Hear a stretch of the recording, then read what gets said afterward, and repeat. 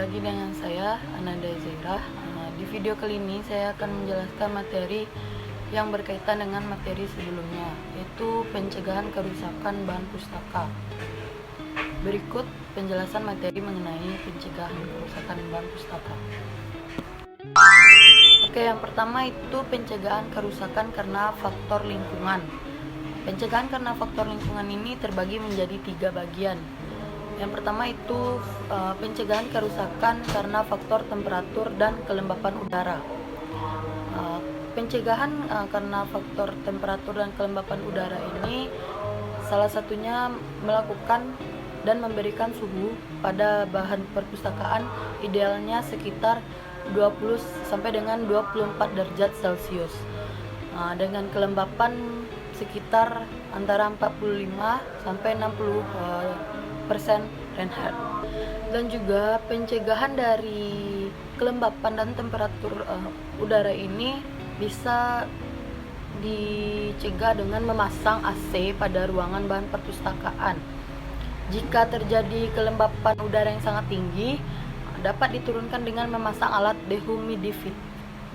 dehumidifier di ruangan koleksi atau silika gel pada laci-laci yang berfungsi untuk menyerap kelembapan. Yang kedua itu pencegahan karena faktor cahaya. Cahaya matahari yang masuk ke dalam ruangan, baik buku-buku di ruangan koleksi, sebaiknya diletakkan jauh dari jendela atau jangan langsung mengenai cahaya. Untuk kerusakan cahaya karena lampu dapat dilakukan dengan memperkecil cahaya yang masuk ke ruangan koleksi dan memperpendek waktu pencahayaan serta menghilangkan radiasi ultraviolet.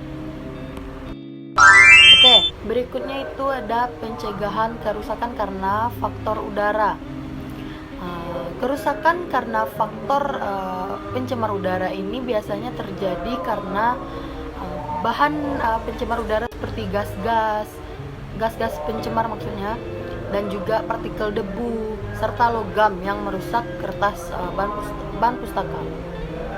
Pencegahan dari faktor pencemar udara ini biasanya dilakukan dengan cara memasang AC pada ruangan bahan perpustakaan tersebut. Karena dalam AC terdapat filter untuk menyaring udara-udara yang akan melengket pada bahan pustaka tersebut. Dan juga bisa memasang alat pembersih pada ruangan seperti air cleaner. Di dalam alat ini terdapat karbon aktif yang dapat menyerap gas pencemar dan terdapat filter untuk membersihkan udara dari debu. Terakhir, menyimpan buku dalam kotak-kotak pelindung. Oke, berikutnya itu pencegahan karena kerusakan faktor biota. Tindakan preventif untuk mencegah tumbuh dan berkembangnya jamur dan serangga adalah dengan memeriksa bahan perpustakaan secara berkala, melakukan pembersihan debu secara berkala, dan juga menurunkan kelembapan udara di ruangan koleksi agar tidak terlalu lembab, serta buku-buku tidak disusun terlalu rapat pada rak karena akan dapat menghalangi sirkulasi udara.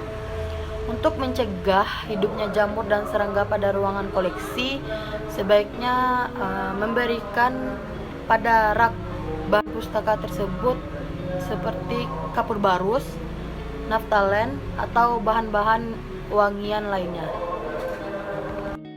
Selanjutnya itu pencegahan bahan pustaka karena faktor manusia. Beberapa cara pencegahan yang dilakukan agar bahan perpustakaan terhindar dari kerusakan yaitu tempat penyimpanannya, seperti rak.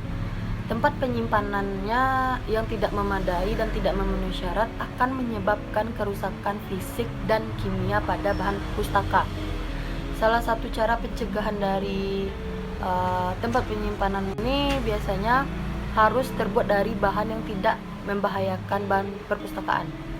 Rak-rak buku harus terbuat dari bahan yang tidak mudah terbakar dan juga cukup lebar untuk menjaga buku tanpa ada bagian buku yang menonjol. Oke, berikutnya itu pencegahan kerusakan karena faktor bencana.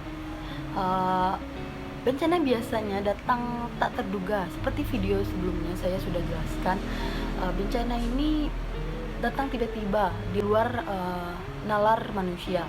Namun demikian, kita harus tetap berusaha agar kerusakan yang disebabkan oleh bencana dapat ditekan sekecil mungkin. Oleh karena itu perlu adanya perencanaan kesiapan dalam menghadapi bencana tersebut. Oke, tahap untuk pencegahan dalam perencanaan kesiapan menghadapi bencana ini diantaranya tindakan untuk meminimalkan terjadi hal-hal yang menyebabkan terjadinya bencana adalah mempersiapkan lemari khusus untuk jenis-jenis koleksi tak ternilai, mempersiapkan peralatan pencegahan kebakaran di ruangan-ruangan seperti smoke detector, serta mempersiapkan nomor-nomor telepon penting yang dapat dihubungi pada saat keadaan darurat seperti pemadam kebakaran, kepolisian, rumah sakit, dan lain-lain yang dirasa nomor itu penting untuk dihubungi. Oke, mungkin itu penjelasan materi saya pada video kali ini.